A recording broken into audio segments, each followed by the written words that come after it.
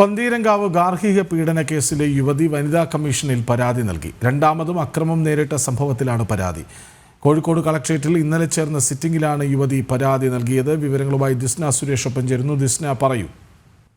ഗാർഹിക പീഡനം ഏറെ ക്ലൈമാക്സുകൾ ഉണ്ടാക്കിയ ഒരു വിഷയമാണ്. ആദ്യം ഈ യുവതി പരാതിയുമായി വരുന്നു, പിന്നീട് കേസ് റദ്ദാക്കണമെന്ന് പറഞ്ഞ് ഹൈക്കോടതിയെ സമീപിക്കുന്നു. പിന്നീട് കഴിഞ്ഞ മാസത്തിലാണ് ഇത്തരത്തിൽ യുവാവ് വീണ്ടും തന്നെ ആക്രമിച്ചു എന്ന പരാതി നൽകുന്നത്.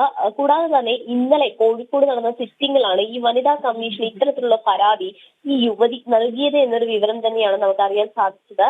വനിതാ കമ്മീഷൻ അധ്യക്ഷയുമായി ബന്ധപ്പെട്ടപ്പോൾ അറിയാൻ കഴിഞ്ഞത് ഈ വിഷയം പരിശോധിച്ചതിന് ശേഷം ഏത് തരത്തിലാണ് വനിതാ കമ്മീഷൻ ഇതിൽ നടപടി എടുക്കാൻ കഴിയുക, അതനുസരിച്ച് നടപടി എടുക്കും എന്നൊരു വിവരമാണ് നിലവിൽ നമുക്ക് ലഭ്യമായിട്ടുള്ളത്.